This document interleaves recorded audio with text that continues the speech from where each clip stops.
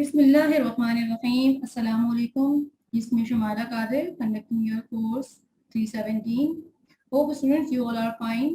Today we will continue our topic lipids metabolism. First of all, we will see the occurrence of lipids in the body.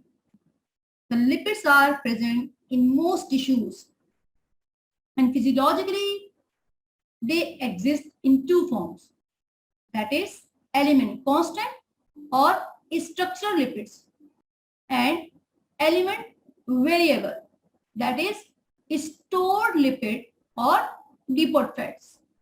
As the name indicates, the element constant remain constant and they are also called the structural lipids present in the cell membrane or cytoplasm, whereas the element variable, as the name indicates, such lipids vary in their constitute and also called stored lipid or depot fats.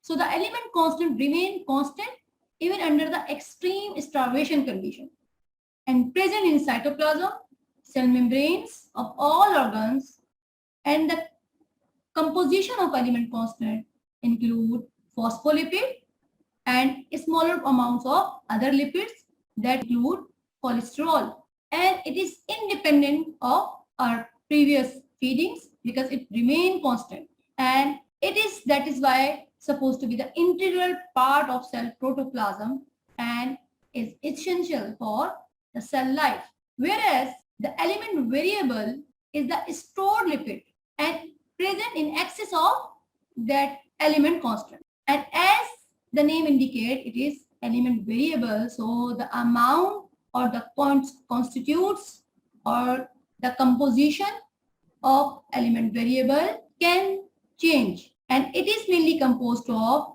triglyceride or triacylglycerol, also called neutral fats. And if we talk about the composition of that depot fat, so it is chiefly composed of glyceride of various fatty acid, which include 75% of oleic acid, 20% of palmitic acid, and about 5% of stearic acid. And may also have certain other constituents in variable quantities, which include lecithin, a phospholipid, and cholesterol, and also a little amount of polyunsaturated fatty acid.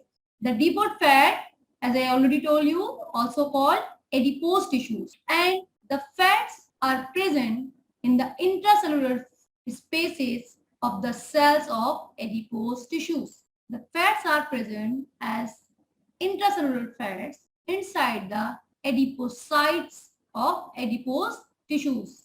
Plasma lipids. In mammals, the principal plasma lipids include triglyceride or triacylglycerol, also called neutral fats, phospholipids, and steroids, which is mostly cholesterol.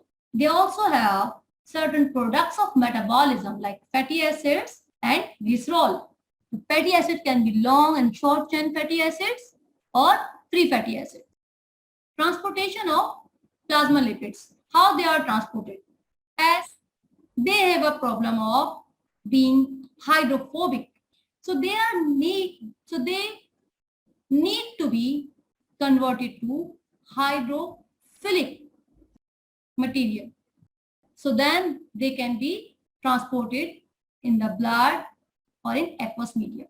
This problem is basically resolved by making them hydrophilic by incorporating or by their association with more polar ones such as phospholipid, cholesterol, and with specific protein or which is apoprotein. So in this way, the hydrophobic material is converted to hydrophilic, and that complex is called lipoprotein complex. The constituents in the lipoprotein of lipids and protein are variable. They contain a specific protein which is also called apolipoprotein or simply the apoproteins. They are responsible to transport triglycerides, cholesterol, or also the fat-soluble vitamins such as vitamin D, vitamin E through different body fluids such as plasma, intestinal fluid or lymph towards tissues and from the tissues. There are various types of plasma lipoproteins which comes from different sources like chylomicrons from mucosal cells lining of small intestine and chylomicron remnants, the products of chylomicron, so comes from chylomicrons. Very low density lipoprotein from liver, intermediate density lipoprotein, which is also called very low density lipoprotein remnants and come from very low density lipoprotein. Then low density lipoprotein from very low density lipoprotein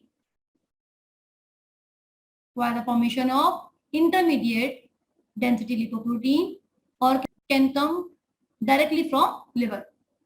And high density lipoprotein from liver, intestine, from very low density lipoprotein, chylomicron, and the last one, lipoprotein A, which is also abbreviated as LPA, and it is come from liver.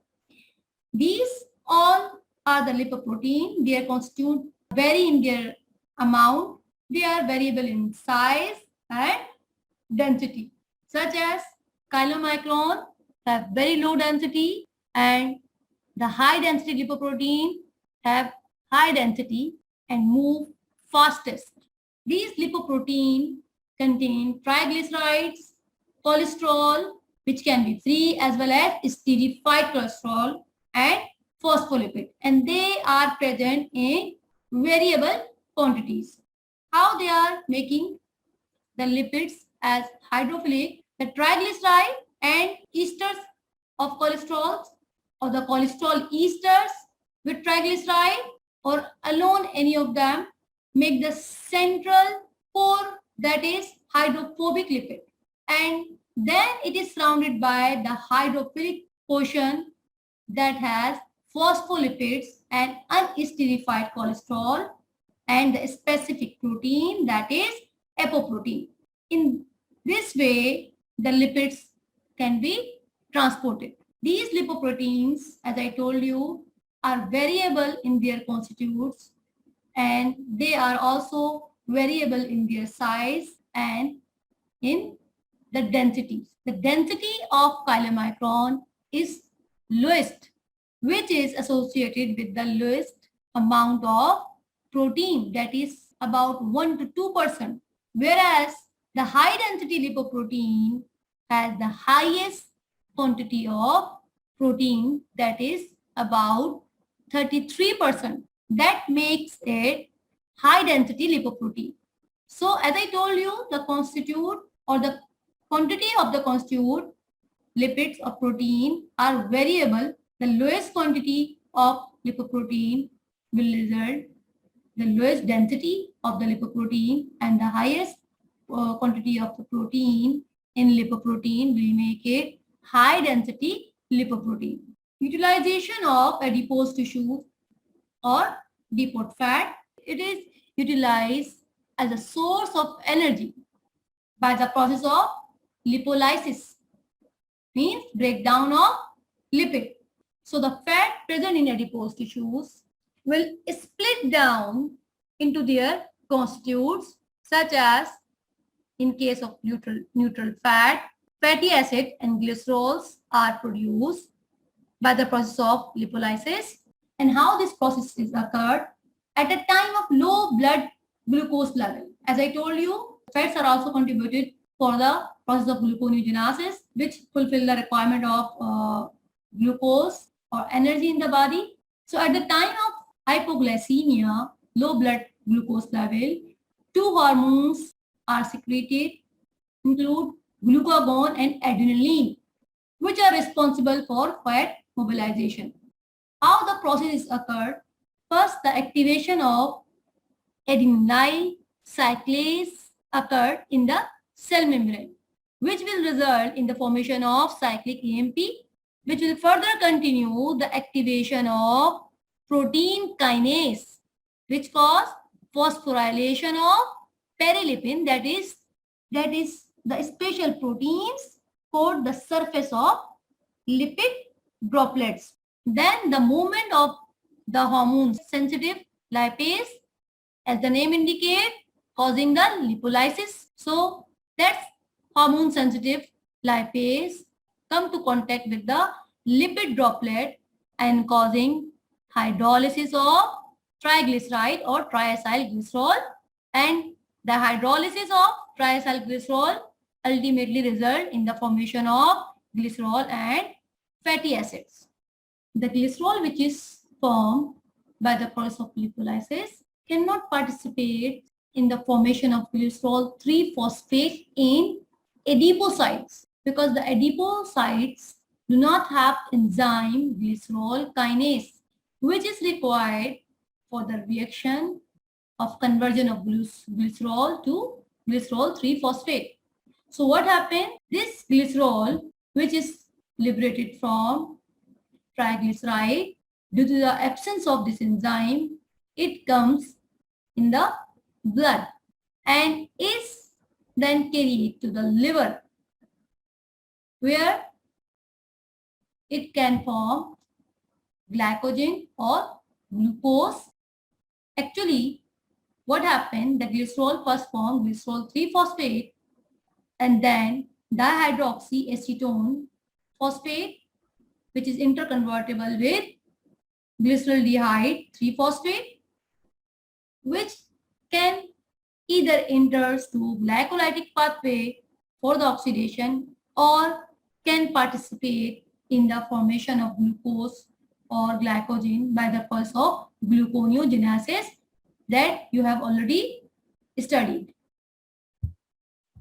Now the fate of these fatty acids which are produced from depot fat, they are the source of energy for the body, and their oxidation mostly occur in the mitochondria of many tissues where TCA cycle also take place. And the mitochondria are basically the place where oxidation of various foodstuffs is occur and used for the synthesis of energy, that is ATP. The fatty acid for their oxidation can follow two type of pathway depending on their carbon chain or the length of carbon chain. The long chain fatty acids which have the carbon more than 12 are first formed acyl-CoA by the action of enzyme acyl-CoA synthetase, or also called thiokinase, which is present in the endoplasmic reticulum. Now the formation of long chain fatty acyl-CoA need a transporter to come in the mitochondrial matrix or to cross the inner mitochondrial membrane, and that specific transporter is carnitine. With the help of this transporter, the long chain fatty acid can cross the inner mitochondrial membrane, and without this carnitine, the long chain fatty acid cannot cross the inner mitochondrial membrane, which is impermeable to long chain fatty acyl-CoA molecules.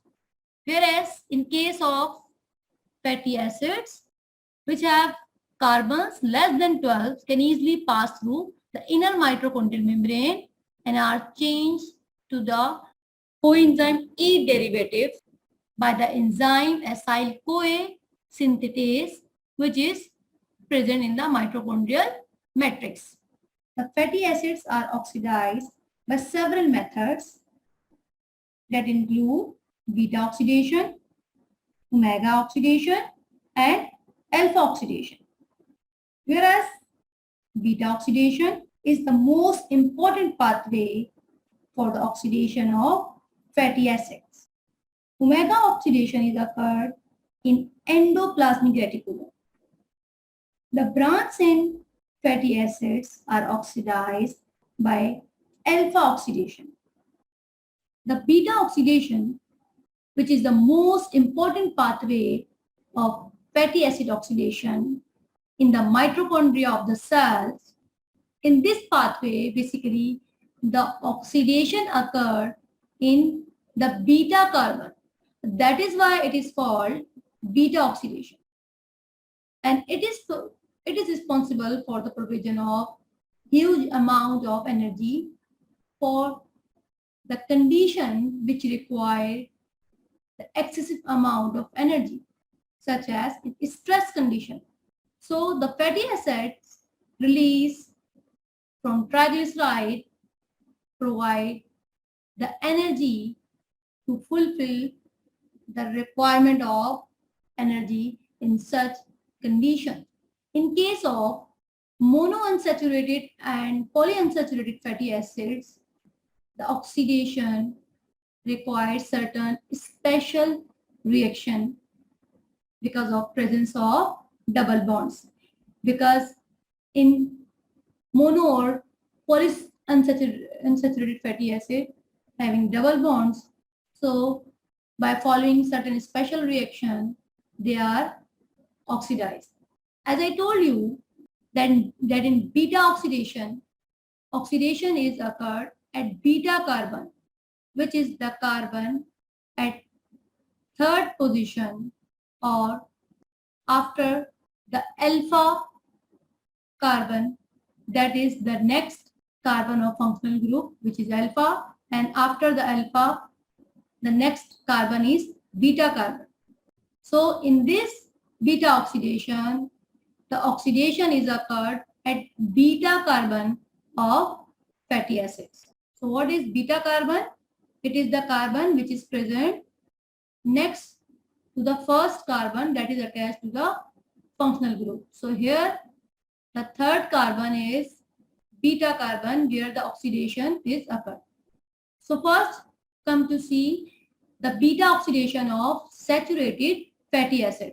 Here we take example of palmitic acid, which is a even number containing fatty acid and it is saturated fatty acid. It has 16 carbon in the fatty acid structure, and the complete oxidation of palmitic acid requires 23 molecule of oxygen, and this will result in the formation of 16 molecules of carbon dioxide and 16 molecules of water. Large amount of energy is produced by the beta oxidation, which is partly used for the synthesis of ATP. In beta oxidation, every time oxidation is occurred at beta carbon, and it will release 2 carbon containing compound after each beta oxidation, which is released in the form of acetyl-CoA, and this acetyl-CoA will go to TCA cycle and liberate carbon dioxide. So 2 carbon dioxide molecule will be released with a single molecule of acetyl-CoA that we have already saw in the TCA cycle. As I told you, every time 2 carbon containing fragment is released, which is acetyl-CoA. So at first cycle, the palmitic acid is converted to 14 carbon containing fatty acid, that is myristic acid, and then it will further broken down, releasing 2 carbon containing fragment and will form lauric acid, that is 12 carbon containing fatty acid. And the process or cycles one after one will continue until the last 2 carbon fragment is left, that is acetyl-CoA. So we can say that total 8 molecules of acetyl-CoA are formed. by the beta oxidation of one molecule of palmitic acid. And the number of beta oxidation is 7, because at the end 2 carbon containing acetyl-CoA is formed. This is also required coenzyme in each oxidation reaction. The required enzymes are present in the mitochondrial matrix for the beta oxidation, where, as I already told you, the TCA cycle is present, where the acetyl-CoA fragments will continue their oxidation and releasing carbon dioxide. The beta oxidation requires the conversion of fatty acids to their CoA derivatives, which require the enzyme acyl-CoA synthetase, which is also called acyl-thiokinase, and ATP. So the palmitic acid is converted to coenzyme A derivative, that is palmitoyl-CoA, in presence of ATP and fatty acyl-CoA thionase and fatty acyl-thiokinase. In this reaction, the palmitic acid in presence of coenzyme A and ATP is converted to palmitoyl-CoA, and here one AMP molecule, that is adenosine monophosphate, and one molecule of pyrophosphate are formed. This pyrophosphate is immediately hydrolyzed by pyrophosphatase. That is why we say that one ATP molecule but 2 high energy phosphate bonds are utilized in this reaction, because the formed pyrophosphate will hydrolyze immediately by pyrophosphatase. After this, as I told you, the palmitic acid is long chain containing fatty acid, which has more than 12 number of carbon, as it has 16 number of carbon. So its CoA derivative, that is palmitoyl-CoA, cannot cross the inner lining of mitochondria, and thus it requires the transporter, that is carnitine. And after its transport to the mitochondrial membrane, as it is transported by carnitine into the mitochondrial matrix, then further reactions will take place.